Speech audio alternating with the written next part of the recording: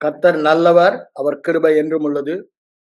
மற்றும் ஒரு விசுவாசமும் தெய்வீக சுகமும் என்ற பள்ளியில் சேர்ந்து இதை ஆழமாக அறிந்து கொள்ள வேண்டும்.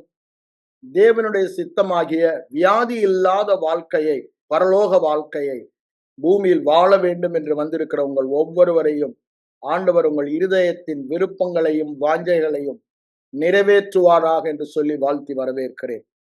நாம் விசுவாசத்தை குறித்து கடந்த சில வாரங்களாக பார்த்து கொண்டிருக்கிறோம். ஏனென்றால் இந்த விசுவாசம்தான் கிறிஸ்தவ வாழ்க்கையில் இன்றியமையாத ஒரு காரியமாக இருக்கிறது. வேதம் தெளிவாய் சொல்லுவதெல்லாம் விசுவாசம் இல்லாமல் தேவன் நமக்கு ஏற்கனவே கொடுத்தவைகளை பெற்றுக்கொள்ள முடியாது. விசுவாசம் இல்லாமல் தேவனை பிரியப்படுத்த முடியாது. ஆனால் விசுவாசம் நமக்கு வரும் பொழுது அல்லது நாம் விசுவாசத்தை கொடுக்கப்பட்ட விசுவாசத்தை வளர்த்து ஆக்டிவேட் பண்ணும் பொழுது இயங்கும் போது என்னாவது தேவனாக பூமியில் வாழ்கிறோம் என்று வேத வசனம் சொல்லுகிறது. சாதாரண மனிதனை பூமியில் தேவனாக வாழ வைப்பது அது விசுவாசம். அது மனித விசுவாசம் அல்ல, அது தேவ விசுவாசமாய் இருக்கிறபடியால் அது தேவனாக வாழ வைக்கிறது. இந்த தேவ விசுவாசம் என்று நான் சொல்லும் பொழுது எதை சொல்லுகிறேன்? தேவனது வெளிப்பாட்டு அறிவு. விசுவாசம் என்பது எப்பொழுதுமே வெளிப்பாட்டு அறிவை சார்ந்தது. அந்த தேவனது வெளிப்பாட்டு அறிவை நாம் வெளிப்பாடாக பெறும் பொழுது ஒரு காரியத்தை தேவன் எவ்வாறு அறிகிறாரோ அவ்வாறு நாமும் அறிகிறோம். How God knows a certain things, because God is an omniscient God.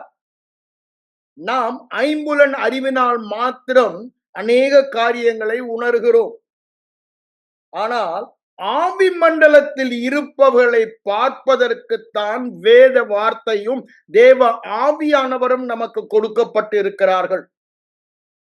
இந்த மாபெரும் பாக்கியம் மறுபடியும் பிறந்த ஒவ்வொருவருக்கும் கொடுக்கப்பட்டிருக்கிறது. உங்கள் கண்கள் காண்கிறதினாலும் காதுகள் கேட்கிறதினாலும் இருதயம் உணர்கிறதினாலும் நீங்கள் பாக்கியவான்கள் என்று ஆண்டவர் சொல்லுகிறார். நமக்கோ தேவன் தமது ஆவியினாலே, ஆவி மண்டலத்துக்குள்ளே தேவன் நமக்கு இலவசமாக ஏற்கனவே கொடுத்தவைகளை அறிவதற்கு தேவ ஆவியை பெற்றிருக்கிறோம் என்று சொல்லுகிறார். ஆகவே இந்த விசுவாசம் என்பது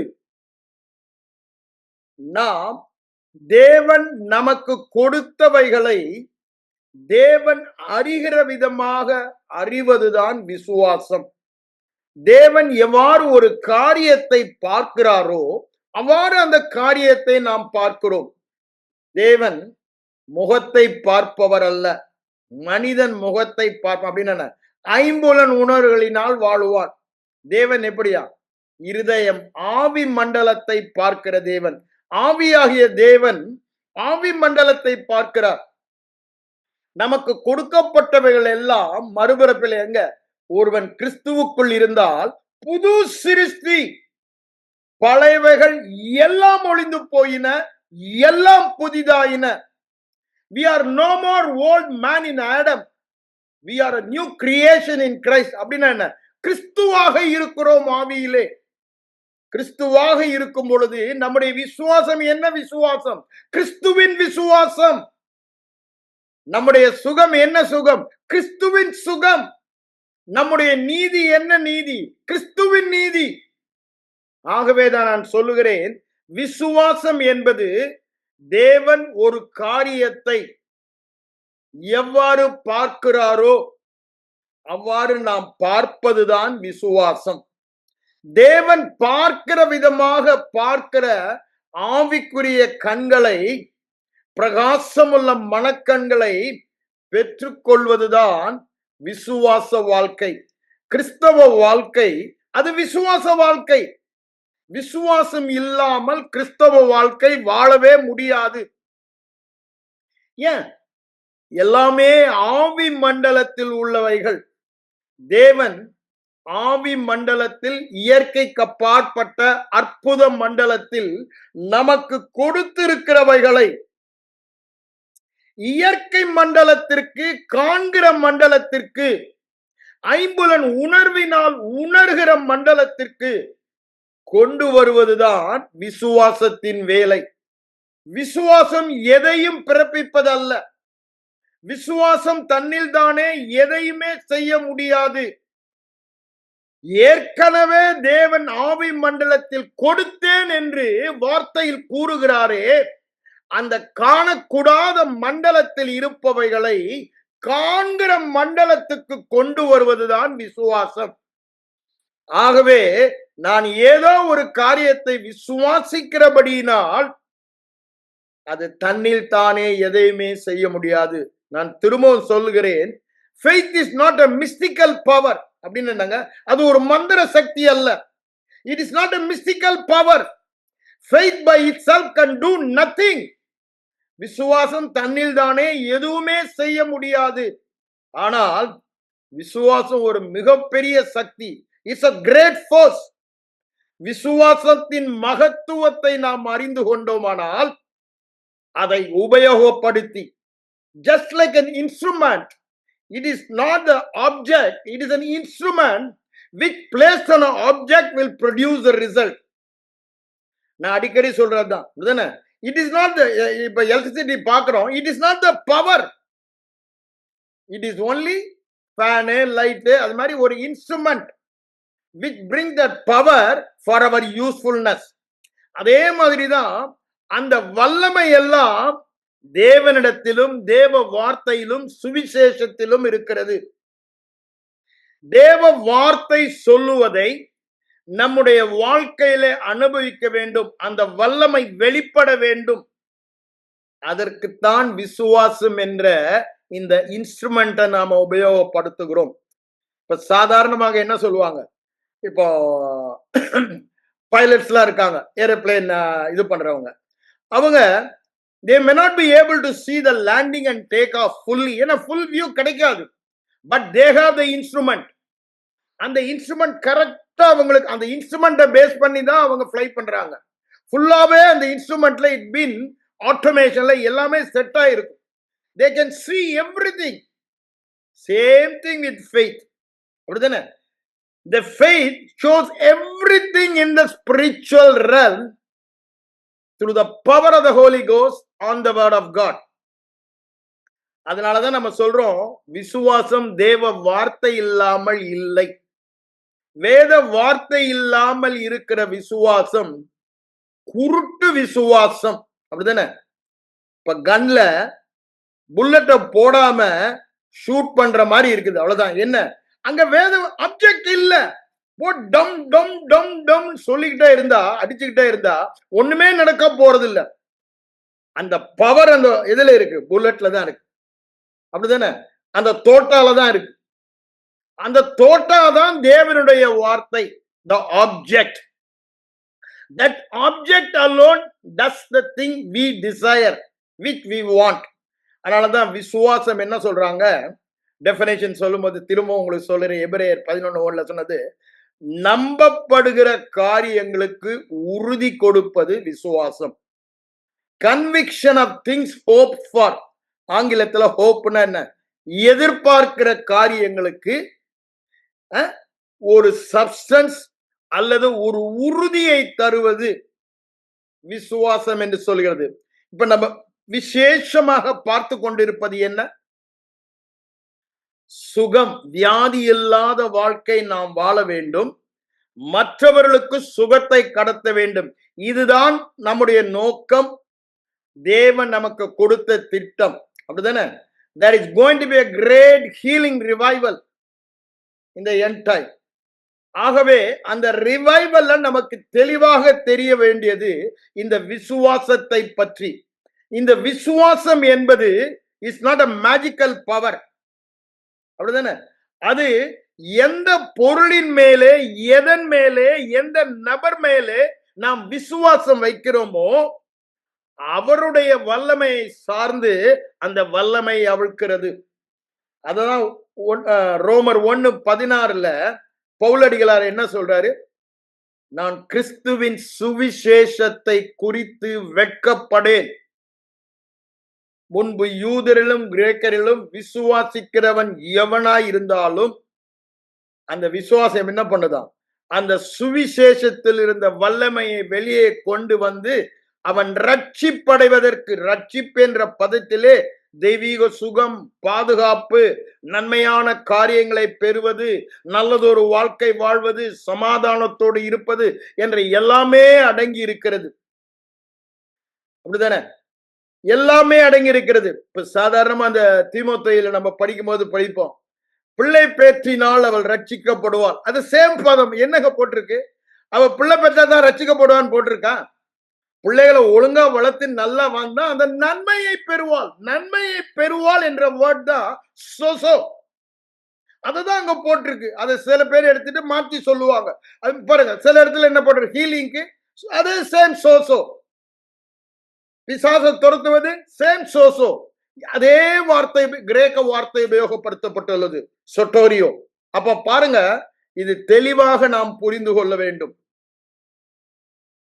விசுவாசிப்பவர்களுக்கு ரட்சிப்பு உண்டாவதற்கு தேவ பலனாய் இருக்கிறது. அப்போ எங்க தேவ பலன் இருக்கிறது? the object gospel. திரும்பவும் சொல்றேன், the greatest power in the universe, இந்த உலகத்தில் உள்ள மாபெரும் வல்லமை கிருபையின் சுவிசேஷத்தில் இருக்கிறது. இந்த கிருபையில் இருக்கிற அந்த வல்லமையை காண்கிற மண்டலத்திற்கு கொண்டு வருவதுதான் விசுவாசம். இந்த விசுவாசம் தேவ வார்த்தையிலே உள்ள மாபெரும் வல்லமையை, இந்த தேவ வார்த்தையின் வல்லமை சொல்ல வேண்டுமானால் அதற்கு எல்லையே இல்லை. அந்த வார்த்தையிலே எல்லாமே இருக்கிறது. தேவன் மனிதனுக்கு வைத்ததையெல்லாம் வார்த்தையில் வைத்து அனுப்புகிறார். அப்படித்தானே? சங்கீதம் 107:20 அப்படித்தானே சொல்றாரு? வார்த்தையை அனுப்பி சுகமாக்கி விடுதலையாக்கினார். அவர் டைரக்டா கொடுப்பதில்லை. அவர் சுகத்தை பெற்றுக்கொள் என்று கொடுப்பதில்லை. அவர் வார்த்தையின் மூலமாக தான் அனுப்புகிறார். அவர் வார்த்தையின் தேவன். அப்போ அந்த வார்த்தையில், அவர் அனுப்புகிற வார்த்தையை விசுவாசிக்கும் பொழுது அந்த வார்த்தையின் இந்த வல்லமை, அந்த வார்த்தை என்ன சொல்லுகிறதோ, what the word of God says, that will be manifested in the physical seen realm. பார்க்கிற காண்கிற மண்டலத்திலே அதை கொண்டு வரும். அதுதான் விசுவாசம் செய்கிறது. விசுவாசம் தன்னில் தானே ஒன்றும் செய்ய முடியாது. by itself it can do nothing. see, நான் ஏன் இதை சொல்ல வருகிறேன்? ஆதியிலே இந்த விசுவாச போதனை நான் அறிவதற்கு முன்பாக கிறிஸ்தவ வாழ்க்கையிலே நான் விசுவாசத்தில் வாழ்ந்து கொண்டிருந்தேன். அதில் வாழ்கிறேன் என்று சொல்லிக் கொண்டிருந்தேன். ஆனால் இந்த விசுவாசம் என்ன? தேவ விசுவாசம் என்று சொல்லுகிறார்களே, வாயிலே பேச வேண்டும், ஒரு காரியம் பெறுவதற்கு முன்பாக பெற்று கொண்டதாக வேத வசனம் சொல்லுகிற அடிப்படையில் விசுவாசிக்க வேண்டும் என்று சொல்லுகிறார்களே, அது சுத்த பொய் என்று சொல்லிக் கொண்டிருந்தவன் நான். அப்ப என் விசுவாசம் எப்படி இருந்தது? குருட்டு விசுவாசமாய் இருந்தது. ஏன் சபையிலே அதை சொன்னாங்க? there was no object for my faith. என் விசுவாசத்திற்கு தேவனுடைய வார்த்தை இல்லை எனக்கு. ஆனால் ஒரு குருட்டு விசுவாசம்.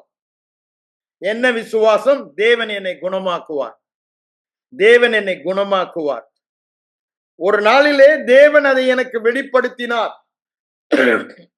மிக வருடங்களாக அந்த நான் சொன்னல பயில் ஜாதியிலே நான் பாடுபட்டு கொண்டிருந்த போதும் அந்த குருட்டு விசுவாசத்தினாலே எனக்கு எந்த பிரயோஜனமும் இல்லை. ஏன்? my faith was not put on the object, the greatest object, gospel or the word of God. ஆனா சுகமாக்கிடுவாரு. அவர் சுகமாக்குற கர்த்தர். இதெல்லாம் என் மூளை அருள கரெக்டா இருக்குது. ஆனா இருதயத்துல அந்த வார்த்தை இல்ல. நீங்கள் என்னிலும் என் வார்த்தைகள் உங்களிலும் தரித்திருந்தால், ஆண்டவர் அப்படிதான் சொல்றாரு, நீங்கள் என்னிலும் உங்கள் என் வார்த்தை உங்களிலும் தரித்திருந்தால், என் வார்த்தை உங்களிலும் தரித்திருந்தால் என்ன சொல்றாரு? அது அப்படியே செய்யப்படும் என்று சொல்லுகிறார். கேட்டுக்கொள்வது எதுவோ அது செய்யப்படும். அப்போ அதுதான் விசுவாசம். விசுவாசம் உள்ள ஜெபம் பிணியாளியை குணமாக்கும். எப்போ? இருதயத்தில் அந்த வார்த்தை இருந்தால். இருதயத்தில் அந்த வார்த்தை இருப்பதுதான் இருதய விசுவாசம் என்று வேதம் சொல்லுகிறது. அப்போ வேதம் சொல்லுகிற விசுவாசம் நம்ம உபயோகப்படுத்துகிறதெல்லாம் வேதத்தின் விசுவாசத்தை பற்றி சொல்லுகிறோம். அந்த வேதத்தின் விசுவாசத்தை தான் காணப்படாதவைகளின் நிச்சயம், எதிர்பார்ப்பவைகளின் உறுதி விசுவாசம் என்று வேதம் சொல்லுகிறது. நாம் ஒரு காரியத்தை எதிர்பார்க்கிறோம். நான் அந்த காலத்தில் என்ன எதிர்பார்த்து கொண்டிருந்தேன்? அந்த பைல்ஸ் வியாதியில் இருந்து சுகத்தை எதிர்பார்த்து கொண்டிருந்தேன். ஆகவே அதை நான் விசுவாசம் என்று எண்ணினேன். ஆனா எதிர்பார்ப்பு மாத்திரம் விசுவாசம் அல்ல. எதிர்பார்ப்பு என்பது என்றோ தேவன் எனக்கு அதை தருவார் என்று எதிர்பார்க்கிறோம். அது விசுவாசம் அல்ல. விசுவாசம் என்பது எப்பொழுதுமே நிகழ்காலம். ஆங்கிலத்தில் அழகா ஆரம்பிக்கும். Now faith is. ரெண்டுமே நிகழ்காலம் தானே. Now is. அப்போ நிகழ்காலம். இப்பொழுது நான் சுகத்தை பெற்றுக்கொண்டேன் என்ற உறுதி நான் காணாவிட்டாலும் நிச்சயம். அதுதான் விசுவாசம். என்றோ நான் பெற்றுக்கொள்ள போகிறேன் என்பது விசுவாசம் அல்ல. அப்போ நான் அந்த நாட்களில் இருந்தது என்ன? I will receive healing. ஆனா வேத வசனம் என்ன சொல்லுகிறது? You have already received healing. Only thing you have to believe. ஏற்கனவே நீ சுகத்தை பெற்றவன், அவருடைய தழும்புகளால் குணமானவன். The day you are born again, you are received the healing in abundance.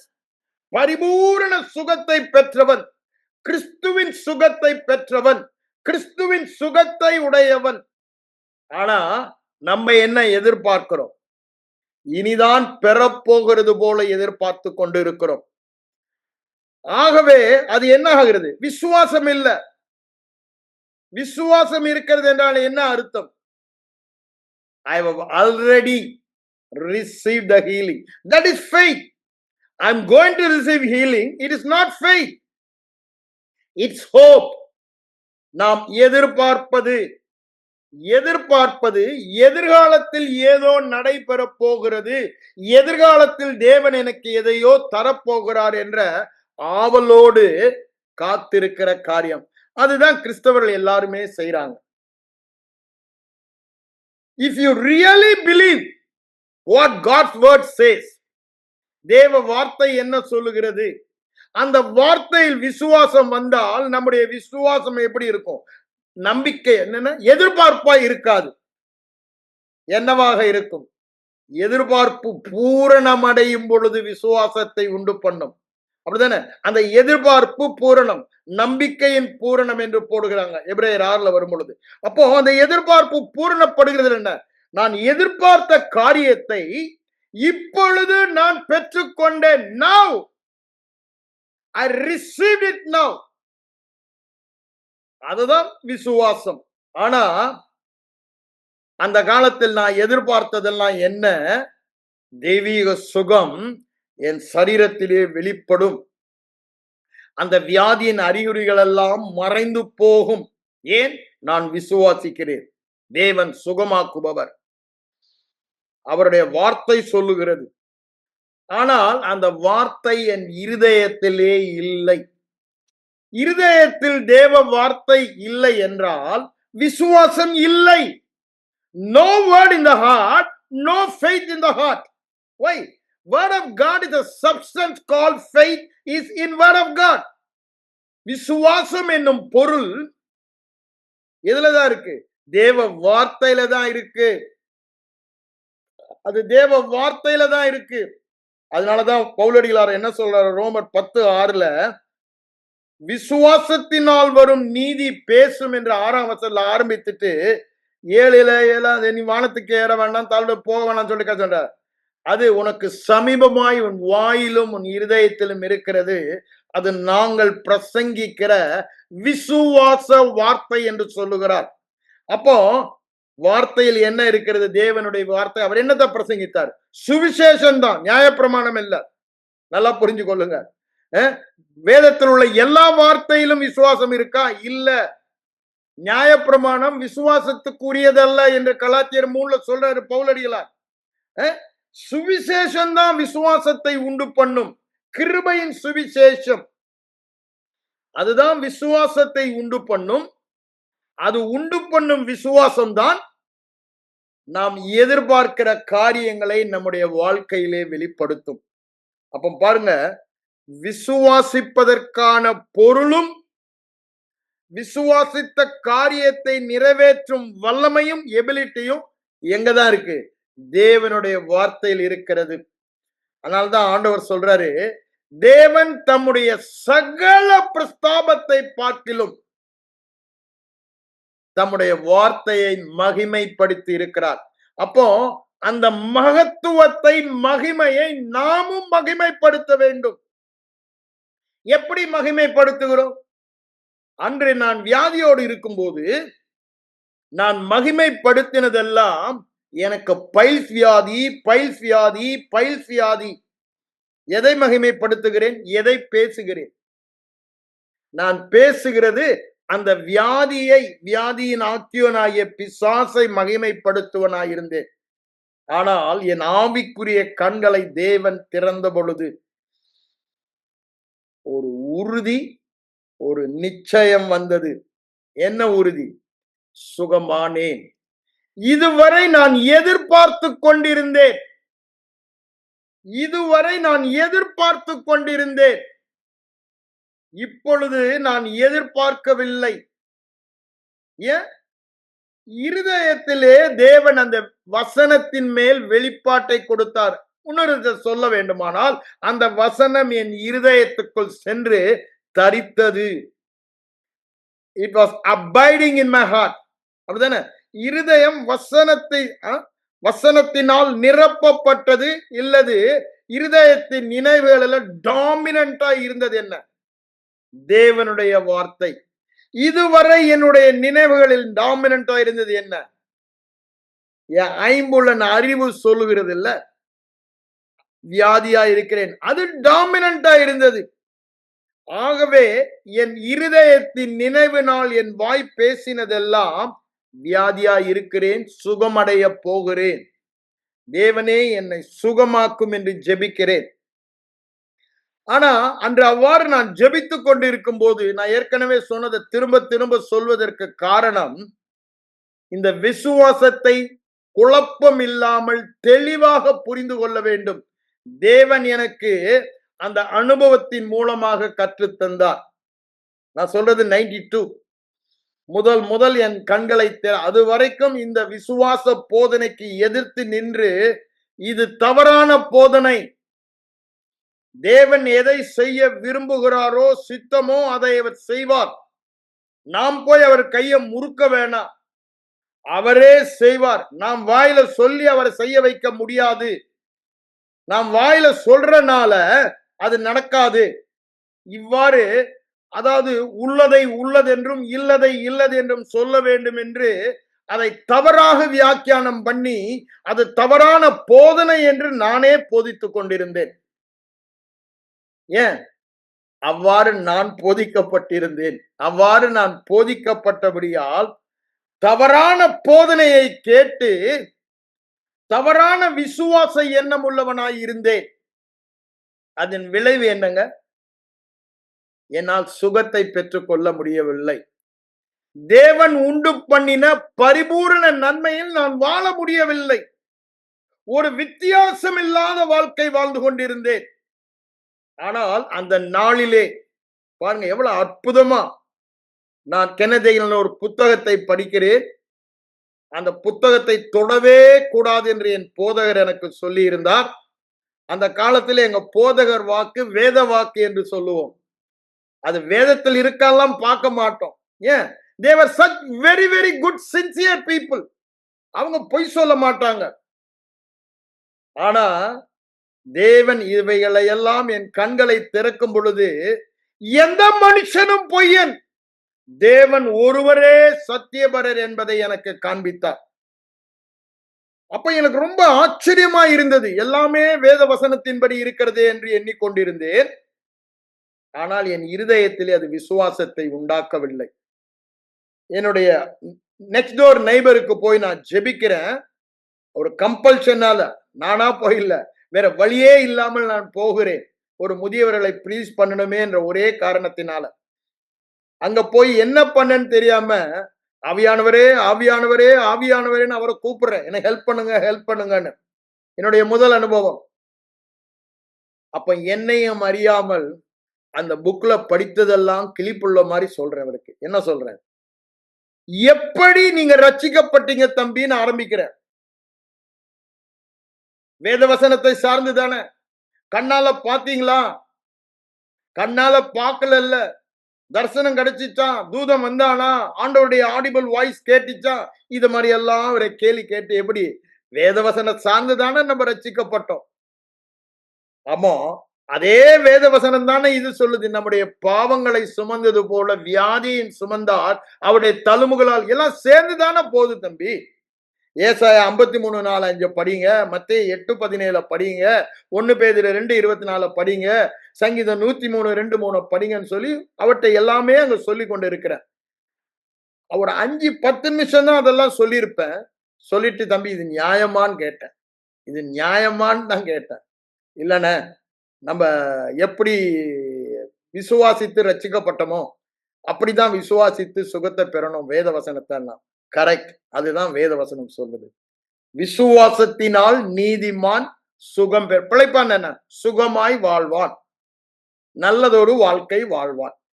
இப்போ நீங்க என்ன சொல்லிட்டீங்க?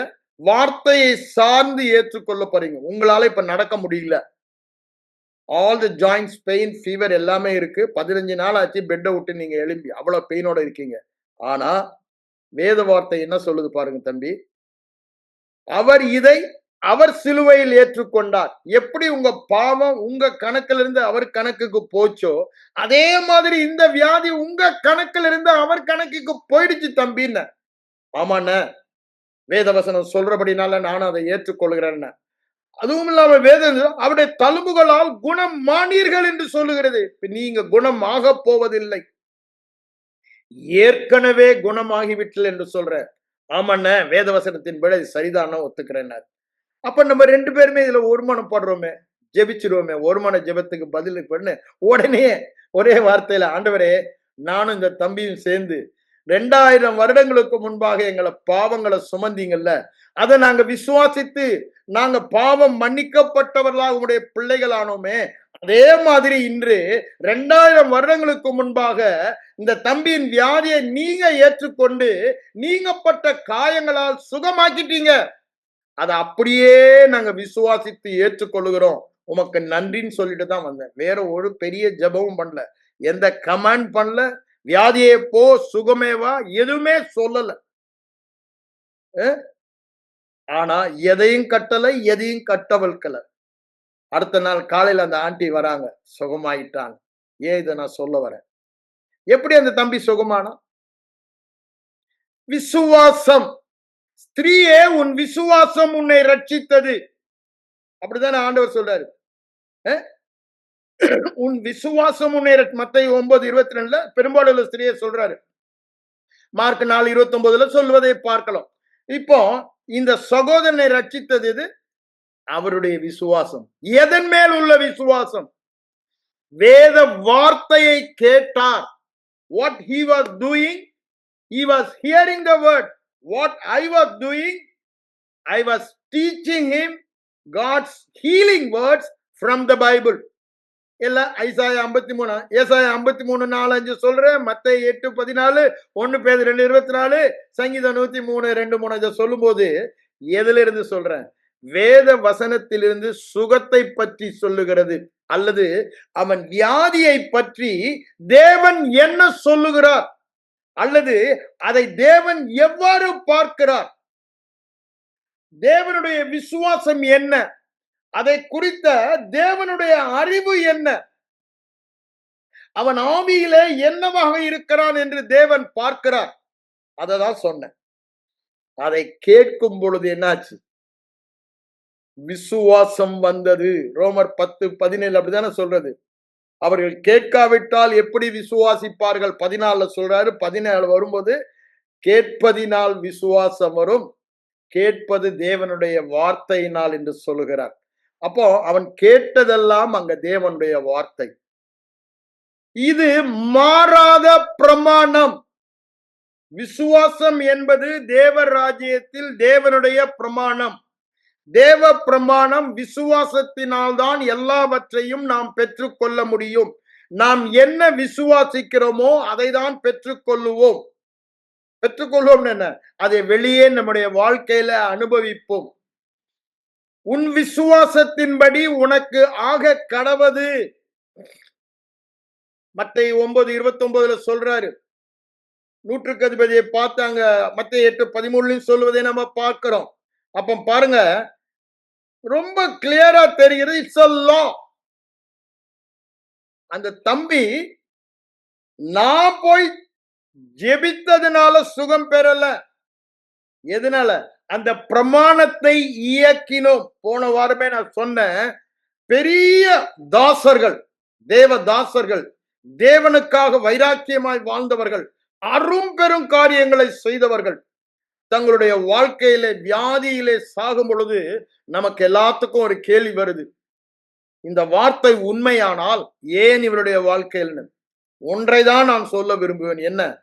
நீ யாராய் இருந்தாலும் பிரமாணத்தின்படி செயல்பட்டால் அந்த பிரமாணம் செயல்படும். God's kingdom work by spiritual laws. இயற்கை மண்டலம் இயற்கை சட்டத்தினால் ஆளுகை செய்யப்படுகிறது. அது law of specific gravity. புவி இருக்கும் சக்தி. எனக்கு தெரியலன்னு அங்கிருந்து அப்படி தூக்கி காலை வச்சா அட்டே கீழே உழ வேண்டிதான்.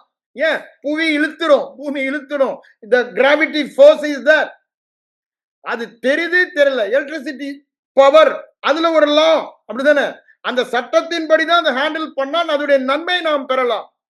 அது சட்டத்திற்கு புறம்பாக நாம் அதில் தொட்டோம் கொண்டோம்னா ஆளையே காலி பண்ணும். அப்போ அதேதான் விசுவாச பிரமாணம். நீ எதை விசுவாசிக்கிறாய்?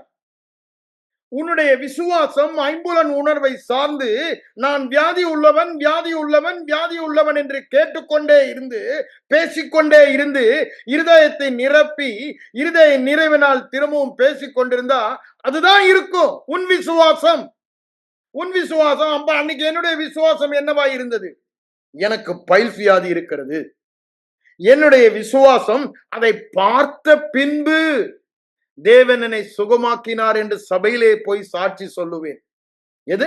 பார்த்த பிறகு. வேதம் என்ன சொல்லுகிறது? காணப்படுகிறதுக்கு என்னத்துக்கு ஏன் நம்பணும்ன்றாரு. ரோமர் 8:27, 28, 29 வாசிங்க. காணப்படாதவைகளை தான் நம்ம நம்பணும், விசுவாசிக்கணும்ன்றாரு அங்க. அப்போ விசுவாசம் காண்கிறதல்ல. காண்கிறதுனா ஒரு காரியம் வந்துவிட்ட பிறகு அது என்ன விசுவாசிக்கணும்? இது ஆல்ரெடி யோஸ். You see it with your five senses. ஐம்புலன் உணர்வினால் கண்களால் பார்க்க முடியாததை ஆவி மண்டலத்தில் இருப்பதாக தேவன் சொல்லுகிறபடினாலே அதை நான் என் ஆவியிலே பார்ப்பதுதான் விசுவாசம். Seeing the invisible realm. Faith is seeing the invisible realm. விசுவாசமானது காணப்படாதவைகளை பார்க்கிற ஆவிக்குரிய கண்கள். அதுதான் விசுவாசம். சரீர கண்களுக்கு அது தெரியாது, சரீர உணர்வுகளுக்கு அது புரியாது. ஆனால் என்னுடைய இருதயத்திற்கு அது தெளிவாக தெரியும். அந்த தம்பிக்கு அந்த நாள் அது தெளிவாய் தெரிந்தது. எது? அதைதான் விசுவாசம் என்று சொல்லுகிறோம். எனக்கு அது என்னன்னு தெரியாது, அது எப்படின்னு புரியாது. ஆனா ஒண்ணு தெரியும், தேவ வார்த்தை சொல்லுகிறது சத்தியம். தேவ வார்த்தை சொல்லுகிறது சத்தியம். அது வெறுமையாய் திரும்பாது. அது இருதயத்துக்குள் போனால் முளை கிளம்பி அது என்ன சொல்லுகிறதோ அந்த கனியை கொடுக்கும். The law of sowing and reaping. அப்படிதானே? விதைப்பும் அறுப்புமான பிரமாணம். தேவர் ராஜ்யம், ஆவி மண்டலம் இந்த ஆவிக்குரிய பிரமாணங்களால் இயக்கப்படுகிறது. இந்த ஆவிக்குரிய பிரமாணத்தை இயக்காமல் நீங்க அதற்கு எதிர்மாறாக பேசி எதிர்மாறானவைகளை கேட்டு இருதயத்தில் விசுவாசித்தால் அதன்படிதான் நீ யாரா இருந்தாலும் சரி, the law will work for irrespective of any person in the same way for all throughout the world, any part of the world, any time. அதுதான் சட்டம், அதுதான் law. நீ யாருன்னு அதுக்கு தெரியாது, அது அப்படிதான் கிரியை செய்யும். நீ என்ன விசுவாசிக்கிற அதுதான் வெளிப்படும். ஆனா நீங்க நினைக்கலாம், நான் சுகத்தை தானே பிரதர் விசுவாசித்து கொண்டிருக்கேன்னு. கரெக்ட், சுகத்தை தானே எதிர்பார்க்கிறீங்க, விசுவாசிக்கல எதிர்பார்க்கிறீங்க. ஆனா என்ன இருக்குது உங்களுக்குள்ள? உங்க விசுவாசம் என்னவா இருக்குது? இன்னும் எனக்கு வியாதி இருக்கு, சுகம் வரப்போகுது. சுகம் வரப்போகுதுன்னு என்ன அர்த்தம்? உங்க விசுவாசம் வியாதி இருக்கு. அப்ப என்ன அர்த்தம்? அந்த விசுவாசம் தான் வாயில பேசுவீங்க. அதுதானே வாழ்க்கையில நடப்படும். உன் விசுவாசம் என்ன? இன்னும் எனக்கு வியாதி இருக்கு, என்றோ என்னை சுகமாக்க போகிறார். தோமா கிட்ட ஆண்டவர் அதானே சொன்னாரு. யோவான் 20 வந்தீங்கன்னா அங்க தோமா என்ன சொல்றான்? மீதி பெறலாம் ஆண்டவரை, உயிர் தெழுந்த ஆண்டவரை பார்த்தணும், கண்ணால பார்த்து கைய போட்டு பார்த்தாதான், ஆணி கடாவிய கரங்களை கைய போட்டு பார்க்கணும், இல்லைன்னா நான் விசுவாசிக்க மாட்டேன்பா. என்ன இது கதை அடிக்கிறீங்க அப்படின்ட்டு போயிட்டாங்க. ஆனா திருப்ப ஆண்டவர் வரும் பொழுது என் ஆண்டவரே என்றாவன். ஏன்? நேருக்கு நேரா பார்த்த பிறகு. அப்ப ஆண்டவர் என்ன சொல்லது? தோமாவை பார்த்து 25 அப்படி சொல்லிட்டான். 27 வரும்போது என்ன சொல்றாரு? தோமா, அவிசுவாசமாயிராமல் விசுவாசம் உள்ளவனாய் இருன்றார். அவனுக்கு என்ன விசுவாசம் நினைச்சான்? பார்த்தாதான் விசுவாசிப்பேன். ஆண்டவர் என்ன சொல்றாரு? நீ பார்த்து விசுவாசித்தினா அவிசுவாசம் என்று சொல்லுகிறார். அவன் சொன்னது தானே சொல்றாரு, அவிசுவாசம் உள்ளவனாய் இராமல் விசுவாசம் உள்ளவனாய் இருன்றாரு. அவன் எப்படி இருந்தான்? நான் பார்த்தா விசுவாசிப்பேன்றான். இன்னைக்கு நாமும் அப்படிதான் இருக்கும். நான் சுகம் பெற்றதை பார்த்தால் நான் விசுவாசிப்பேன். ஆண்டவர் என்ன சொல்றாரு? அது அவிசுவாசம், அன்பிலீஃப். விசுவாசம் காணாவிட்டாலும் தேவனுடைய வார்த்தை இயேசு கிறிஸ்து உயிரோடு எழுவார் என்று சொல்லப்பட்டிருக்கிறது, அதை மாத்திரம் சார்ந்து விசுவாசிப்பது, மற்றவர்கள் சொல்லுவது கூட அல்ல. அதனாலதான் லூக்கா 24 சொல்றாரு, ஓ ஃபூலிஷ் அப்படின்றாரு. புத்தியில் மந்த இருதயம் உள்ளவர்கள், விசுவாசிக்க மந்த இருதயம் உள்ள முட்டாள்களே என்று சொல்லுகிறார். ஏன்? யார் முட்டாள்கள்? வேதவசனம் சொல்லுகிறதை ஐம்புலன் உணர்வை சாராமல் விசுவாசிப்பவர்கள் புத்திசாலிகள். அப்படித்தானே? வேதவசனம் சொல்லுபவைகளை ஐம்புலன் உணர்வை சாராமல் ஏற்றுக்கொள்ளுகிறவர்கள் புத்திசாலிகள். ஏன்? அவங்க வாழ்க்கை சாதாரண வாழ்க்கையா இருக்காது, அற்புதமான வாழ்க்கையா இருக்கும். ஆகவேதான் அவர் என்ன சொல்றாரு? நீங்க காணாமல் விசுவாசிக்கணும்னு அந்த எம்மாவூர் சீஷர்களுக்கு என்னதான் சொல்றாரு? வேத வசனத்தில் இருந்துதான் அதை எடுத்து காண்பிக்கிறார். அப்புறம் தான் கடைசியில தன்னை வெளிப்படுத்துகிறார். அப்ப பாருங்க, வேத வசனத்தில் இருந்துதான் வெளிப்பாடு நாம் பெற்றுக்கொள்ள வேண்டும். அதுதான் விசுவாசம் என்று சொல்லுகிறார். ஆனால்தான் தோமாவிடம் அதை சொல்லுகிறார். அதை சொல்லிட்டு தான் 29 வசனம் வரும்போது என்ன சொல்றாரு? தோமா, நீ பார்த்த பிறகு விசுவாசிக்கிறது அவிசுவாசம், காணாமல் விசுவாசிக்கிறவர்கள் அதுதான் விசுவாசம். பாக்கியவான். அந்த விசுவாசம் உலகத்தை ஜெயிக்கும். அந்த விசுவாசத்துக்கு கூடாதது என்று ஒன்றுமே இல்லை. அந்த விசுவாசம் எல்லாம் கூடும், எல்லாம் கூடும் என்று பேசும். எது? காணாதவைகளை தேவன் சொல்லுகிறபடியினால் விசுவாசிக்கிறது. Believing God's word without the support of the five senses. ஐம்புலன் உணர்வு இல்லாமல் நாம், அதாவது தரிசிக்காமல், உணராமல், வேத வசனத்தை மாத்திரம் சார்ந்து, இந்த வேத வசனம் தவறாதது, தேவன் பொய் சொல்ல மனிதன் அல்ல, சொன்னபடியே செய்கிற வேத வசனம், தேவன் சொன்னால் ஆகும், கட்டளையிட்டால் நிற்கும், நான் சொன்னேன் அதை நிறைவேற்றுவேன் என்று அவர் சொல்லுகிறார், அவருடைய வார்த்தை ஒன்றும் தரையில் விழுவதில்லை என்று வார்த்தையின் வல்லமை மகத்துவத்தை வெளிப்பாடாக அறிந்தவர்கள் என்ன பண்ணுவாங்க? ஐம்புலன் உணர்வு என்ன சொன்னாலும், அதற்கு எதிராக இருந்தாலும், சரீரமெல்லாம் வியாதியோடு இருந்தாலும், வேத வசனம் சொல்லுகிறபடியினால் நான் சுகமானேன் என்று சொல்லுவார்கள். அததான் அன்னைக்கு அந்த தம்பி விசுவாசித்தான், சுகத்தை பெற்றுக்கொண்டார். அடுத்த நாள் நான் என்ன பண்றேன், அந்த ஆன்டி வந்து எனக்கு சொன்னதும் கொஞ்ச நேரம் நன்றி சொல்றேன், தேங்க்ஸ் சொல்றேன். எனக்குள்ள ஒரு எண்ணம், நான் போய் ஜெபம் பண்ணி சவாயிட்டாங்க. ஏன்? எனக்கு அவ்வளவுதான் அந்த காலத்துல அறிவு. அந்த காலத்துல நான் போதிக்கப்பட்ட சபையில எனக்கு கொடுக்கப்பட்ட போதனை அவ்வளவுதான். ஓகே, நானும் போய் ஜெபம் பண்ணி ஒரு ஆள் சவாயிட்டாயா ஃபர்ஸ்ட் அப்படின்னு ஒரே சந்தோஷம்தான். ஆன்டி போன பிறகு நான் கதவை மூடினேன். ஏன்? எனக்குள்ள ஆண்டவர் மேல ஒரு கடுப்பு, கோபம். ஆண்டவரே, அந்த பையனை சுகமாக்கிட்டீங்க, ஏன் நான் தானே போய் ஜெபம் பண்ணேன், என்னையே சுகமாக்கல. இதுதான் எனக்கும் அவருக்கு சண்டை. அன்னைக்கு செம்ம சண்டை போடுறேன், ஜெபமே கிடையாது, என்ன சுகமாக்கல, உங்களை விட மாட்டேன், ஆண்டவரோட நீ கட்டாயம் பண்ணி ஆகணும். அந்த காலத்துல கிருபையை பத்தி எனக்கு தெரியாதனால நான் சொல்றேன், பெரிய லிஸ்ட் போடு, ஆண்டவரே எவ்வளவு காரியம் உங்களுக்கு நான் பண்றேன். பரிசேய ஜெபம், இந்த ஆயக்காரனை போல அல்ல அப்படின்னு ஜெபம் பண்றால பரிசேய, லூக்கால வாசிக்கிறேன், அதே ஜெபம் தான் நானும் பண்றேன். பரிசேய ஜெபம் என்ன ஜெபம்? அவனை யாரையும் நான் கம்பேர் பண்ணல. நான் என்ன சொல்றேன், நான் என்ன பண்றேன் பாருங்க, இப்படி பண்றேன், அப்படி பண்றேன், வேலை செய்யறேன், நாள் முழுக்க இந்த பராக்கா ஊழியத்துக்கு நான் உழைக்கிறேன். ராத்திரி 12 மணிக்கு இந்த ஆடியோ கேசட்ஸ் எல்லாம் எடிட் பண்ணி போட்டு காப்பி பண்ணி எல்லாம் பண்ணிட்டு 12 மணிக்கு தூங்குறேன். திருப்பி காலையில 3 மணிக்கு கிளம்பி 6 மணி வரைக்கும் ஜெபிக்கிறேன். அப்புறம் ஆபீஸுக்கு போறேன், வரேன், இந்த வேலையை செய்யறேன். ஞாயிற்றுக்கிழமையானா லீவு நாள், ரெஸ்ட் ஏரியில காலையில ஆராதனை, மத்தியானம் வந்ததும் கிராம ஊழியம், சாயங்காலம் ஸ்ட்ரீட் ப்ரீச்சிங், ஃபுல்லா போறேன். எல்லாமே எல்லாம் நான் செய்யறது. காலையில் டெய்லி ஜெபிக்கிறேன். இது மாதிரிலாம் பண்றேன். நீங்க எனக்கு ஏன் சுகத்தை கொடுக்க கூடாது? நீங்க ஏன் எனக்கு சுகத்தை கொடுக்க கூடாது? நீங்க ஏன் எனக்கு சுகத்தை கொடுக்க கூடாது? நீங்க ஏன் எனக்கு சுகத்தை கொடுக்க கூடாது அப்படின்னு ஆண்டவரோட சுகத்தை தாரும் தாரும் தாரும் போராடிட்டு 1 மணி நேரத்துல ஐ வாஸ் எக்ஸாஸ்டட். போய் கட்டில படுத்துட்டேன். ஒரு நாள் காலையில 8ல இருந்து 9 வரைக்கும் போராட்டம். படுத்தவன் தான் அப்படியே மூச்சு வாங்கி, ஏன்னா ரொம்ப சத்தம் போடுவேன். ஏன் சத்தம் தான் உங்களுக்கு தெரியுமே, சத்தம் போட்டு ஆண்டவர் கூட சண்டை போட்டுட்டு இருக்கேன். அப்ப ஆண்டவர் மெல்லிய குரலில் என்னோட பேசுகிறார். என்ன குரலில்?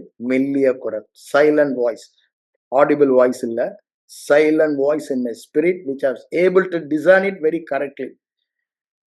நீ என்ன சொன்ன, இப்ப என்ன பண்ற, கொஞ்சம் உன்னை சோதித்து பாரு, அவ்வளவுதான் ஆண்டவர் எனக்கு சொன்னாரு. ஜஸ்ட் ரிஹர்ஸ் இட், அவ்வளவுதான், ஜஸ்ட் ரிஹர்ஸ் இட்னாரு. அப்ப நான் சொன்னதெல்லாம் ரிஹர்ஸ் பண்ணுவதுதான் ஆவியானவர் என் இருதயத்துல ஒரு வெளிச்சத்தை கொடுத்தாரு. என்ன வெளிச்சத்தை கொடுத்தாரு? அவனுக்கு நான் என்ன சொல்லி என்ன விசுவாசம் பெற்றுக்கொண்டானோ அதை ரிஹர்ஸ் பண்ணும்போது இருதயத்துல நான் பெற்றுக்கொண்டேன். அப்போ எனக்கு ஒரு பெரிய உறுதி வந்தது. அவனண்டை சொன்னது 2000 வருடங்களுக்கு முன்னால சுகமாக்கி விட்டார், நன்றி. இங்க நான் சொல்றது என்ன சுகமாக்குங்க. அது பேரு விசுவாசம், இது பேரு அவிசுவாசம். உடனே ஆண்டவர்கிட்ட, ஆண்டவரே நான் புரிந்து கொண்டேன், I'm sorry Lord, I'm sorry லார்ட்னு சொல்லிட்டு தேங்க் பண்ண ஆரம்பிச்சேன். என்ன சுகமாக்கிட்டீங்களே, 2வது சுகமாக்கிட்டீங்களே, சுகமாக்கிட்டீங்களேன்னு தேங்க் பண்ண இருதயம் நன்றினால பொங்கும்போது அங்க ஒரு உறுதி, ஒரு நிச்சயம் வருது. அந்த உறுதி நிச்சயம் வர்றதுக்கு காரணம் என்ன? இந்த ஐசாயா 53:4-5, மத்தேயு 8:17, 1 பேதுரு 2:24, சங்கீதம் 103, 2-3 வசனங்கள் என் இருதயத்துக்குள்ள போனபடியினால என்ன ஆயிடுச்சு? ஒரு உறுதி அல்லது ஒரு நிச்சயம் வந்தது. அசைக்கப்பட முடியாத உறுதி. அது வரைக்கும் ஐம்புலன் எனக்கு வியாதியோடு இருக்கிறேன்னு சொன்ன அதே ஐம்புலன் இன்னைக்கு என் body was speaking the same thing to me every day when I go to the bathroom அந்த இது இருந்துதான் இருந்துச்சு. All the symptoms were available. அப்போ நான் நன்றி சொல்லும் போது என்னையே அறியாம எனக்குள்ள இருந்து ஒரு எண்ணம் என்ன வந்தது, சுகமாயிட்டானா ஏன்டா வீட்டுல இருக்க அப்படின்னு. உடனே ஓ ரைட் ஆண்டவர், நீங்க என்ன சுகமாயிட்டீங்க, நான் வேலைக்கு போறேன்னு ஆபீஸ் கிளம்பிட்டேன். என் லீவை கேன்சல். எல்லாரும் வந்து கேட்டாங்க, என் மனைவி கேட்டா, ஆஃபீஸ்ல எல்லாத்தையும் சொன்னேன், God has healed me, God has healed me. Never I said I have the symptoms. I never spoke about the symptoms. டாக்டருக்கு ஃபோன் பண்ணி சொன்னேன், அவர் அதை ஏற்றுக்கொள்ளல. நான் அதை பத்தி கவலைப்படல. ஏன்? இந்த உறுதி நிச்சயம் வந்தனால. இந்த உறுதி நிச்சயம் இல்லைன்னா கொஞ்சம் ஆசிலேட் ஆகும். அது பேர் தான் ஃபெய்த் மிக்ஸ்ட் வித் அன்பிலீஃப். இங்க 100% ஃபெய்த், நம்பிக்கை பூரணமாயிடுச்சு. பெற்றுக்கொண்டேன், பெற்றுக்கொள்ள போவதில்லை. நான் காணாவிட்டாலும் தேவன் சொல்லுகிறபடியால் அதை நான் பெற்றுக்கொண்டேன் என்ற ஒரு உறுதி நிச்சயம். எதிர்பார்த்த காரியங்களுக்கு உறுதியை கொடுத்தது. அதை காணாவிட்டாலும் அது நிச்சயத்தை கொடுத்தது. நான் எதிர்பார்த்தது சுகம். அந்த சுகத்திற்கு அந்த உறுதியை தந்தது. அதை என் உணர்வுகளால் உணராவிட்டாலும் நிச்சயத்தை தந்தது. அது பேர் தான் என்ன? விசுவாசம். சப்ஸ்டன்ஸ் கால் ஃபெய்த். அது எங்க இருந்துச்சு? வேத வசனம். எப்படி எனக்குள்ள வந்தது? அதை நான் கேட்கும் போது எனக்குள்ள. எப்படி தம்பிக்குள்ள வந்தது? கேட்கும் போது வந்தது. அப்போ அது கேட்பதினால் மாத்திரம். It's second law of the spirit kingdom. Only by hearing you will receive your faith. கேட்பதினால் மாத்திரம் விசுவாசம் வரும். த லா ஆஃப் ஹியரிங், கேட்கிற பிரமாணம், கேட்பதினால் வரும் பிரமாணம். அப்படிதானே? த லா ஆஃப் ஹியரிங். அதனாலதான் பவுலடிகளார் என்ன சொல்றாரு கலாத்தியர் 3:3, விசுவாச கேள்வியினாலா, கேள்வினா கேட்பதினாலா, கேட்பதினால் வருகிற விசுவாசத்தினாலா, கிரியையினாலா, எதனாலே ரட்சிக்கப்பட்டீர்கள், எதனாலே ஆவியை பெற்றீர்கள், எதனாலே பரிசுத்த ஆவியானவர் உங்களுக்குள்ளே இயற்கைக்கு அப்பாற்பட்ட அற்புதங்களை செய்கிறார்? விசுவாச கேள்வியினால். அப்படின்னு hearing, hearing faith. It's a law. Faith is a law. Hearing faith is a law. You cannot pray and get faith. You cannot go to a man of God and ask him to pray for you to impart faith. No. Faith-ஐ impart பண்ண முடியாது. Faith-ஐ ஜெபித்தும் பெற முடியாது. Faith ஆக்சுவலா பாத்தீங்கன்னா மறுபிறப்பிலே கொடுக்கப்பட்டதுதான். அதை வளர்த்து கொள்வதுதான் நாம் வேத வசனத்தை கேட்பதினால அதை வளர்த்து அதை என்ன பண்றோம்? ஆக்டிவேட் பண்ணுகிறோம். அவ்வளவுதான். அதை இயக்குகிறோம். விசுவாசம் நமக்குள் இருக்கிறத நம்ம ஆக்டிவேட் தான் பண்றோம். ஆனா அதற்கு வேற வழியே இல்லை. தேவன் நியமித்த வழி. ஆவி மண்டலத்தில், தேவனுடைய மண்டலத்தில், தேவனுடைய ராஜ்யத்தில், தேவனுடைய அற்புத மண்டலத்தில் வாழ்வதற்கு தேவன் நியமித்த வழி விசுவாச வழி. தேவன் இதை மாற்ற மாட்டார். ஏன்? இது அவருடைய சட்டம். ஆவி மண்டலத்தின் சட்டம் அப்படிதான் செயல்படும். ஆண்டவரே கொஞ்சம் மனதுருகுங்க, எனக்கு இறங்குங்க. நீங்க அன்பு பாராட்டு. ஆண்டவர் அன்பு பாராட்டுகிறவர், இறங்குகிறவர், மனதுருகிறவர். ஆனால் நம்மளை எதை எதிர்பார்க்கிறார்? விசுவாசத்தை அவர் எதிர்பார்க்கிறார். விசுவாசம் இல்லாமல் கிறிஸ்தவ வாழ்க்கை வாழ முடியாது. இந்த வாழ்க்கை இந்த விசுவாசம் என்ற பிரமாணத்தினால் தான் இயக்கப்படுகிறது. The spirit kingdom அப்படிதானே is activated by the law of faith. அப்படிதானே? The spirit அப்படினா ஆவி மண்டலம், தேவ ராஜ்யம், தேவனுடைய மண்டலம் விசுவாசம் என்னும் பிரமாணத்தால் தான் இயக்கப்படுகிறது. நீங்க வேதம் முழுவதுமாய் பார்க்கலாம். நான் போன வாரமே உங்களுக்கு சொன்னேன், மோசே எவ்வளவு பெரிய மனுஷன், எவ்வளவு பெரிய அற்புதம் செஞ்சாரு, எவ்வளவு பெரிய எழுப்புதலை அவங்க இஸ்ரேல் மக்கள் மத்தியில கொண்டு வந்தார், எவ்வளவு பெரிய வெளிப்பாடுகளை பெற்றுக் கொண்டார். ஆனா கடைசியில கானானுக்குள்ள போக முடிஞ்சா? மோசேயும் போல ஆரோனும் போல. ஆண்டவர் என்ன சொல்றாரு? என்ன வருதுல? நீ என்னை விசுவாசியாதபடி அவர்களுக்கு முன்பாக என்னை பரிசுத்தமாக்கவில்லை. அவிசுவாசம் என்று சொல்லுகிறார். நீ கானானுக்கு போக மாட்டேன்ட்டார். ஆண்டவரை கோபப்படுத்துகிற ஒரு காரியம். நீங்க யாரா இருந்தாலும் விசுவாசம் என்னும் பிரமாணத்தினால் தான் ஆவி மண்டலம் செயல்படுகிறது. பழைய உடன்படிக்கையிலும் புது உடன்படிக்கையிலும் கிருபையினால் விசுவாசத்தை கொண்டுதான். வித்தியாசமே இல்லை. அங்க ஷேடோ ஆஃப் தி கிரேஸ், இங்க ரியாலிட்டி ஆஃப் த கிரேஸ். அதுல எந்த நீ பாருங்க, எபிரேயர் 11 எடுத்து பாருங்க. 22 தடவை விசுவாசத்தினால் விசுவாசத்தினால் விசுவாசத்தினால். கிரியையினால் ஒருத்தன் கூட சொல்லல. அப்படின்னா என்ன? அது விசுவாசத்தில் எனக்கு வர வேண்டுமானால் அது கிருபையா தான் இருக்கணும். ரோமர் 4:16 சொல்றாரு, அது கிருபையா இருக்குமானால் நான் விசுவாசத்தினால் பெறுவது நிச்சயம். இன்னைக்கு அதுதானே நம்ம சொல்றோம். தேவனுடைய வாக்குத்தத்தங்கள் எல்லாம் எனக்கு ஆம் என்றும் ஆமேன் என்றும் கிறிஸ்துவுக்குள் இருக்கிறதுனா என்ன? அது கிருபையா இருக்கிறது. ஆகவே அவைகளை நான் அனுபவிப்பது நிச்சயம். அதுதாங்க விசுவாசம். வேற காரணமே இல்ல. அது கிருபை. அங்க பவுலடிகளார் 4:14 சொல்லும்போது தேவ நீதியை குறித்து சொல்லும்போது சொல்றாரு, அந்த தேவ நீதி கிருபையாய் நமக்கு கொடுக்கப்பட்டபடியினால நாம் விசுவாசத்தினால பெறுகிறது நிச்சயம் சொல்றாரு. அந்த தேவ நீதியினால, அந்த விசுவாசத்தினால வருகிற நீதியினால அவன் வாக்குத்தத்தத்தை சுதந்திரித்தான். 4:13 சொல்றது எது? உலகத்தை சுதந்திரிப்பான். அவன் கிரியினால் அல்ல, அவன் விசுவாசித்தான், அது அவனுக்கு நீதியாக எண்ணப்பட்டது. விசுவாசித்தான், நீதியாக எண்ணப்பட்டது. ஆகவே வாக்குத்தத்தத்தை பெற்றுக்கொண்டான். ஆபிரகாம் வாக்குத்தத்தத்தை அனுபவித்ததற்கு காரணம் என்னங்க? தேவன் சொன்ன வார்த்தையை விசுவாசித்தான். நல்லா யோசித்து பாருங்க. தேவ வார்த்தையை விசுவாசித்த ஒரே காரணத்தினாலே அவனுடைய வாழ்க்கை எப்படி இருந்தது? என்னமான ஆசீர்வாதமான வாழ்க்கை! எவ்வளவு ஆசீர்வாதங்களை அவன் சுதந்திரித்தான். விசுவாசத்தின் தகப்பன் என்ற பெயரை பெற்றான். காரணம் என்னங்க? இந்த விசுவாசம். என்ன விசுவாசம்? சூழ்நிலையே பார்க்கவில்லை. அதாவது தனக்கு பிள்ளையே இல்லை என்ற சூழ்நிலையை அவன் பார்க்கவில்லை. தேவன் சொன்ன வார்த்தையை, எதை எண்ணவில்லை, எதை எண்ணினான்? தன்னுடைய சரீரம் செத்து போனதையும் சாராளுடைய கற்பம் செத்து போனதையும் அவன் எண்ணவில்லை. That's what his body feelings are speaking to him. அவனுடைய சரீரம் அதை தான் சொல்லிக்கொண்டே இருக்கிறது. ஆனா அவன் எதை கேட்டுக்கொண்டே இருந்தான்? உன் சந்ததி இவ்வளவாய் இருக்கும், மணலத்தனையாய் வானத்தின் நட்சத்திரமாய் இருக்கும். நீ ஜாதிகளின் தகப்பன் என்று பெயரை மாற்றினாரே, அதை பேசிக் கொண்டிருந்தான். அதை பேசி பேசி அதை பார்த்து கொண்டிருந்தான். அது இருதய படமானது.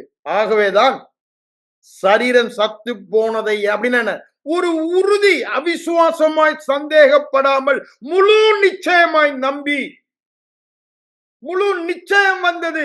He was fully persuaded. Absolutely no doubt. எங்கங்க? இருதயத்துல, மூளையில இல்ல.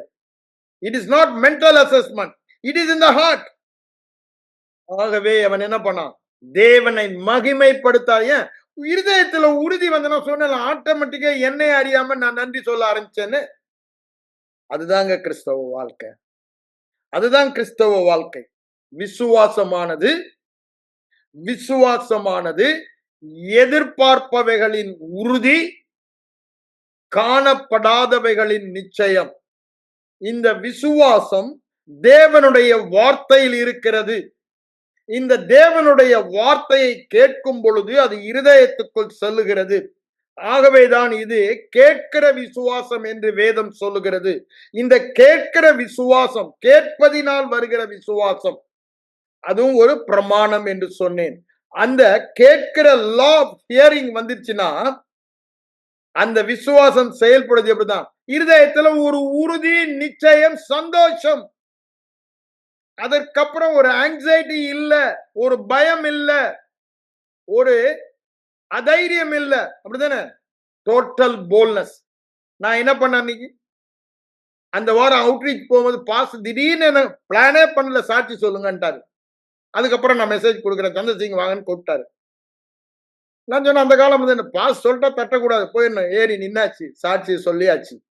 கடைசியா என் சாட்சியெல்லாம் ரட்சிக்கப்பட்டதிலிருந்து எப்படி ஆண்டவரோட எனக்கு எவ்வளவு அற்புதங்கள்லாம் நடந்ததெல்லாம் சொல்லி கடைசியா போன வாரம் பாருங்கன்னு சொல்றேன். எத?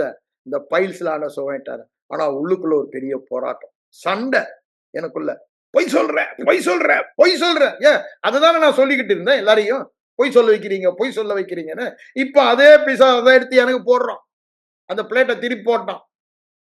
ஆனா எனக்குள்ள இருந்த ஆவியானவர், கிருபையின் ஆவியானவர், என் பலவீனங்களை எனக்கு உதவி செய்ய வல்லவரானவர் தைரியமாக என் வாயின் மூலமாக சுகமான என் சரீரத்துல அந்த அறிகுறிகள் எல்லாம் ஒரு மாற்றமும் ஒரு இம்ப்ரூவ்மெண்ட்டும் கிடையாது. திரும்பவும் சொல்றேன்.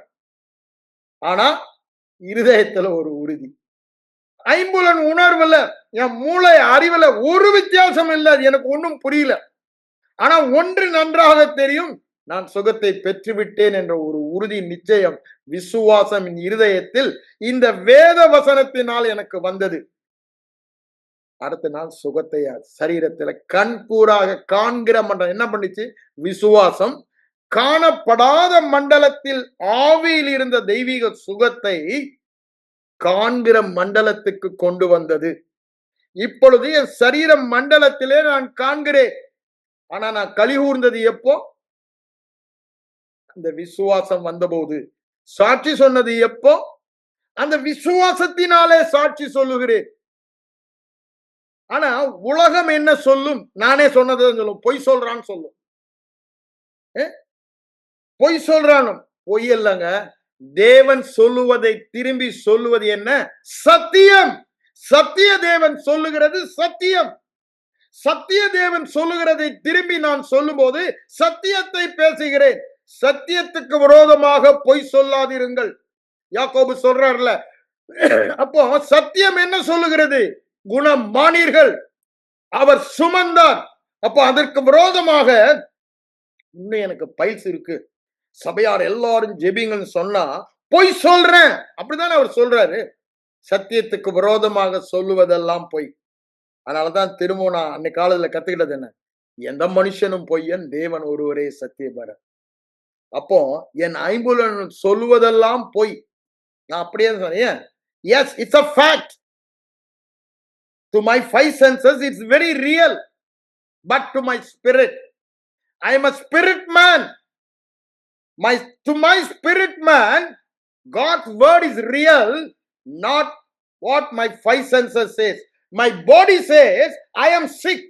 என் சரீரம் நான் வியாதியோடு இருக்கிறேன் என்று சொல்லுகிறது. ஆனால் என் ஆவி வேத வசனத்தின் பிரசித்தம் வெளிச்சம் பெற்றபடியால் சுகமானேன் என்று சொல்லுகிறது. எதை நான் பேசுகிறேன் அதுதான் என் விசுவாசம். ஐம்புலன் சொல்லுவதை பேசினால் அதுதான் என் விசுவாசம். என் ஆவி சொல்லுகிற தேவ வார்த்தையை நான் பேசினால் அதுதான் என் விசுவாசம். நீ பேசினபடியே நீ சொன்னபடியே உனக்கு ஆகும் என்று சொன்னார். The law of speaking. திரும்பவும் சொல்றேன், எல்லாமே பிரமாணத்தின்படி நடது. பேசுகிற பிரமாணம். நீ சொன்னபடியே ஆகும். ஏன்? நீ தேவ சாயலில் உள்ளவன். தேவன் சொன்னால் சொன்னபடி ஆகும். நீ தேவ சாயலில் இருக்கிறபடியால் நீ வியாதியாய் இருக்கிற என்று சொன்னால் வியாதியாய் இருக்கிறாய். சுகமானேன் என்று சொல்லும் பொழுது சுகமாகிறாய். அதனாலதான் நாம் பண்ணின அறிக்கையில் உறுதியாயிருக்க கடவோம் என்று வேத வசனம் சொல்லுகிறது. விசுவாசம் வாயின் அறிக்கை இல்லாமல் விசுவாசம். There is no faith without confession. அந்த அறிக்கை இல்லாமல் ஏன்? இருதயத்தின் நிறைவு. இருதயத்துல விசுவாசம் இருந்தா அது வாயில பேசுவீங்க. நீங்க வாயில பேசுறதுல இருந்து உங்க இருதய விசுவாசத்தை அறிகிறோம். ஆண்டவருடைய விசுவாசத்தை எப்படி அறிகிறோம்? அவர் சொல்லி எழுதி கொடுத்துட்டாங்க. ஆண்டவருடைய இருதய விசுவாசத்தை தேவ வார்த்தை காண்பிக்கிறது. அது என் விசுவாசமாக அந்த வார்த்தையை என் இருதயத்துக்குள்ள அனுப்பும் பொழுது அந்த விசுவாசம் என் விசுவாசமாகி தேவ விசுவாசத்தில் நான் செயல்படுகிறேன். தேவ விசுவாசம் ஒரு காரியத்தை பெற்றுக்கொள்ளும் முன் பெற்றுக்கொண்டதாக விசுவாசிக்கும். மனித விசுவாசம் ஒரு காரியத்தை ஐம்புலன் உணர்வினால் உணர்ந்த பின்பு அதை விசுவாசிக்கும். எந்த விசுவாசம்? அது ஒரு காரியத்தை பெற்றுக் கொள்வதற்கு முன்பாக பெற்று கொண்டதாக தேவ வார்த்தை சொல்லுகிறபடியால் விசுவாசிக்கிற விசுவாசம் அது இருதய விசுவாசம், மூளை அறிவின் விசுவாசம் அல்ல. அது இருதய விசுவாசம். அதுதான் தேவ விசுவாசம் என்று. தேவ வார்த்தையில் தேவ விசுவாசம் இருக்கிறது. தேவ வார்த்தை இருதயத்துக்குள் சொல்லும் பொழுது தேவ விசுவாசம் வருகிறது. காணாமல் விசுவாசிக்கிற விசுவாசம். தோமாவே, நீ பார்த்த பிறகு விசுவாசிக்கிறாய், காணாமல் என்று சொல்லுறாரு. அதுதான் காணாமல். ஆபிரகாம் எப்படி விசுவாசித்தான், அதுதான் இத சொல்றாரு. அததான் சொல்லுகிறார், காணாமல் விசுவாசம். என்ன விசுவாசம்? தேவனது விசுவாசம். பரிசுத்தவான்களுக்கு ஒரு முறை ஒரு விசை ஒப்புவிக்கப்பட்ட இந்த விசுவாசத்திற்காக போராட வேண்டும். நான் எதுல போராடின அன்னைக்கு? பிசாசு வந்து என்கிட்ட போராடினா, பொய் சொல்ற, அது விசுவாச போராட்டம். என் வாயின் அறிக்கையில தவறானதை பேசுவதற்கு அவன் போராடுறான். என் ஐம்புலன் உணர்வினால, என் மூளை அறிவினால. ஆனா அந்த விசுவாச போராட்டத்தில் நல்ல அறிக்கையை, நான் பண்ணின நல்ல அறிக்கையை பற்றி கொண்டேன். அப்படிதானே? அதனால்தான் தீமோத்தேயுக்கு பவுல் என்ன சொல்றாரு? விசுவாசத்தில் நல்ல போராட்டத்தை போராடு, நித்திய ஜீவனை பற்றிக்கொள். நீ ஆரம்பத்துல பண்ணின அறிக்கைய எப்படி பொந்தி பிலாத்து முன்னால இயேசு பண்ணாரு, அதே மாதிரி அறிக்கைய இந்த போராட்டத்துல நீ உறுதியாய் பற்றிக்கொள். அறிக்கையை உறுதியாய் பற்றிக் கொள்வதில் தான் போராட்டம், விசுவாச போராட்டம். வேற போராட்டமே இல்லை என்று சொல்லுகிறார். நல்லா யோசித்து பாருங்க, நல்லா யோசித்து பாருங்க. சுகம் என்பது நமக்கு இலவசமாக கொடுக்கப்பட்டது, கிருபை. அதற்கு கிரயம் செலுத்த வேண்டாம். விசுவாசத்தினால் நாம் பெறுவது நிச்சயம். அப்ப தைரியமாக வாயை திறந்து சொல்லலாம். இப்ப நீங்க எல்லாம் சொல்லுங்க, உங்களுக்கு சரீரத்துல எந்த பகுதியில வியாதி இருந்தாலும் இப்பொழுது நீங்க என்ன சொல்ல போறீங்க? இயேசு அவருடைய தழும்புகளால் என்னை குணமாக்கினார். இயேசு இந்த வியாதியை 2000 ஆண்டுகளுக்கு முன்பாக சிலுவையிலே சுமந்து விட்டார். இந்த பலவீனத்தை இவர் ஏற்றுக்கொண்டார். நான் இருதயத்தில் விசுவாசிக்கிறேன், முழு உறுதியோடு நான் சுகமானேன். சுகம் இப்பொழுது எனக்கு சொந்தமானது, அதை நான் விசுவாசிக்கிறேன். ஆகவே என் பேச்சு எப்படிதான் இருக்கும்? நான் சுகமானேன், சுகமானேன், சுகமானேன், சுகமானேன் என்ற பேச்சில் கடைசி வரை நான் உறுதியாயிருப்பேன். சொல்லி பாருங்க, நீங்க சொன்னபடியே ஆகும். சொல்லி பாருங்க, சொல்லும் பொழுது இருதயத்திலே விசுவாசம் உண்டாகும். இருதய விசுவாசத்தினால் ஒரு நாள்ல பேசாரு. அப்ப அது வரைக்கும் இருதயத்தில் அந்த விசுவாசம், நான் சுகமானேன், நான் சுகமானேன், நான் சுகமானேன், நான் சுகமானேன். நான் ஏற்கனவே சொல்லியிருக்கேன், ஒரு பாடலை திருப்பி நூற்றுக்கணக்கான தடவை நான் சுகமானேன் பாட்டை போட்டு கூட பாடியே நான் சுகத்தை பெற்றிருக்கேன், இந்த விசுவாச போதனை அறியாத காலத்துல. யோசித்து பாருங்க.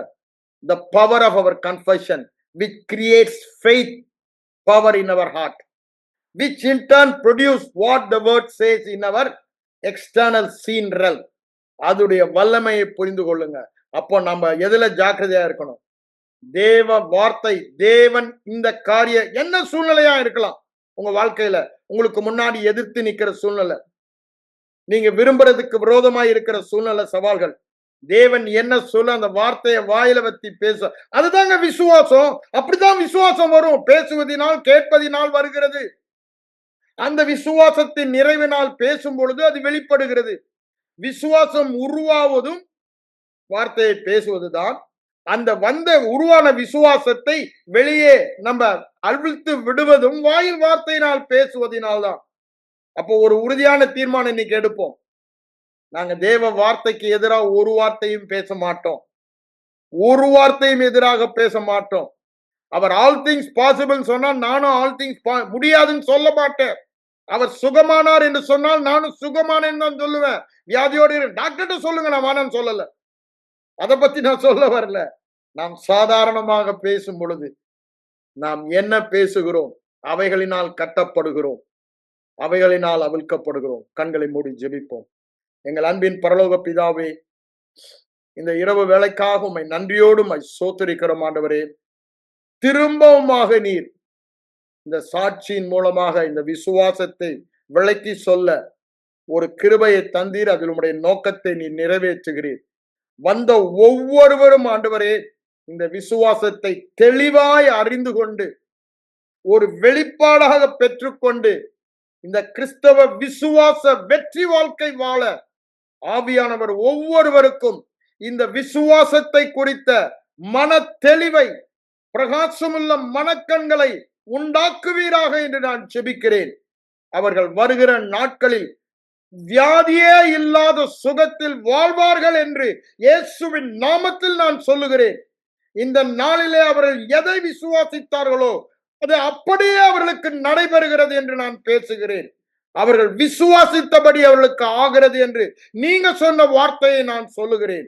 அவர்கள் விசுவாசித்தபடி இனி ஒருபோதும் பலவீனமோ வியாதியின் அறிகுறிகளோ இல்லாத வாழ்க்கை வாழ்வார்கள் என்று சொல்லுகிறேன்.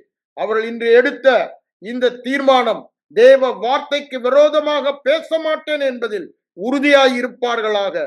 இயேசுவின் மூலம் ஜெபம் கேளும் எங்கள் நல்ல பிதாவே, ஆமென்.